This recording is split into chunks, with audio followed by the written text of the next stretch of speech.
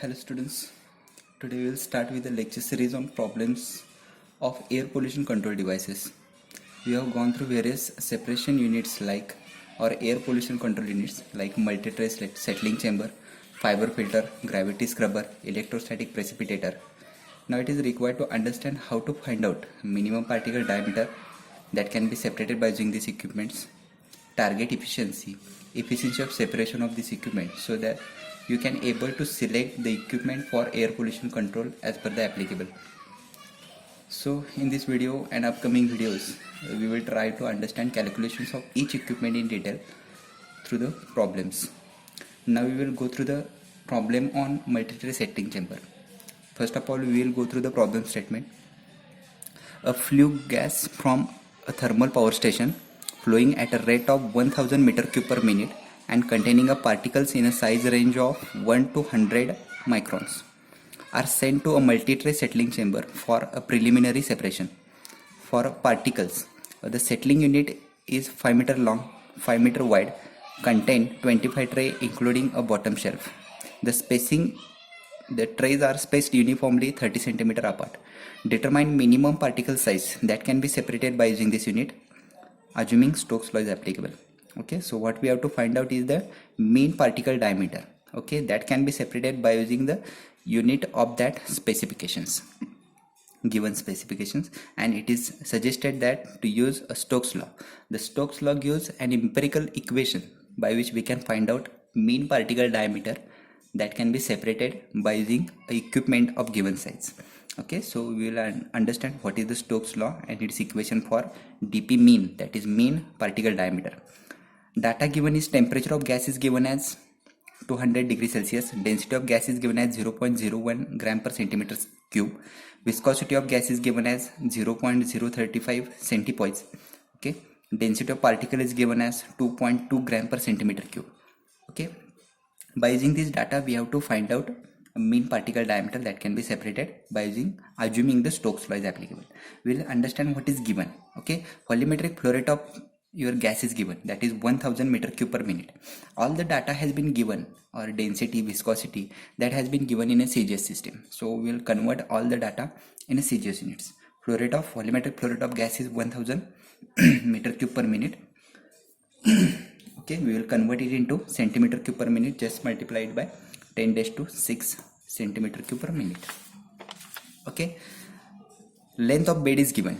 Okay, length of bed is given as 5 meter. We can see here it is given as 5 meter long and 5 meter wide. Okay, so length of bed is 5 meter, 500 centimeter. Width of bed is given as 5 meter, that 500 centimeter again. Tray spacing is given as 30 centimeter. Okay, that is distance between each tray is 30 centimeter. Number of trays are 25. Viscosity of gas is given as 0.035 centipoise. Okay, so we will convert the centipoise. This is the unit of dynamic viscosity, that is centipoise. We will convert it into CGS system, that is multiplied just by 10 raised to minus 2 gram per centimeter second. Okay, so height of bed we can find out as we have got number of trays, that is 25, and trays distance between each tray, that is 30 centimeter. So just by multiplying total number of trays with the tray spacing we will get the height of bed, that is 750 centimeter. Now in a problem statement it has been stated that the Stokes law is applicable. According to Stokes, there is an empirical equation by which we can find out dp mean, that is mean particle diameter that can be separated by using these specifications of your unit. Okay, so what is that equation? It is 18 mu q divided by g into rho p minus rho into L into B into h divided by h raised to 1 by 2. What are these terms mean? Okay, so it is mu is the viscosity of your gas, it has been given. Q is the volumetric flow rate of gas. G is your acceleration due to gravity. Rho p is the density of your particle. Rho is density of your gas. L into B, L is nothing but your height of your bed, length of your bed, and B is the width of your bed. Next is h divided by h. Small h means it is the tray spacing. Tray spacing is given as 30, and height of your bed that we have to find out is the 750. Okay, so 18 into mu is given as 35, 0.035 into 10 raised to minus 2 poise multiply by, or gram per centimeter second, multiply by volumetric flow rate of gas that we have already find out here.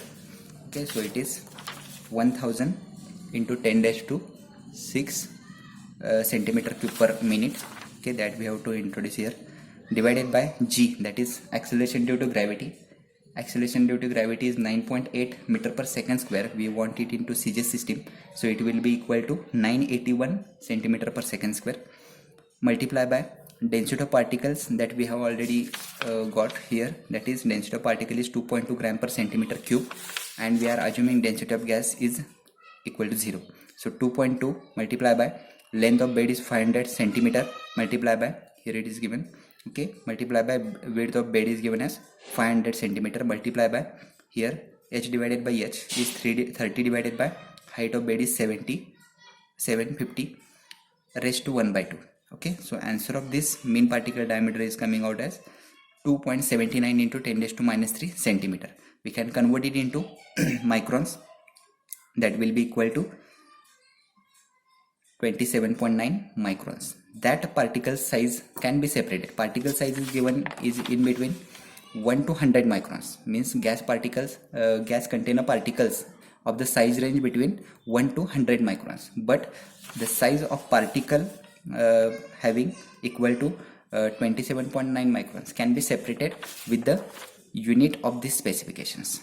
Okay, likewise we have to find out mean particle diameter by using given specifications of your equipment by using a Stokes law.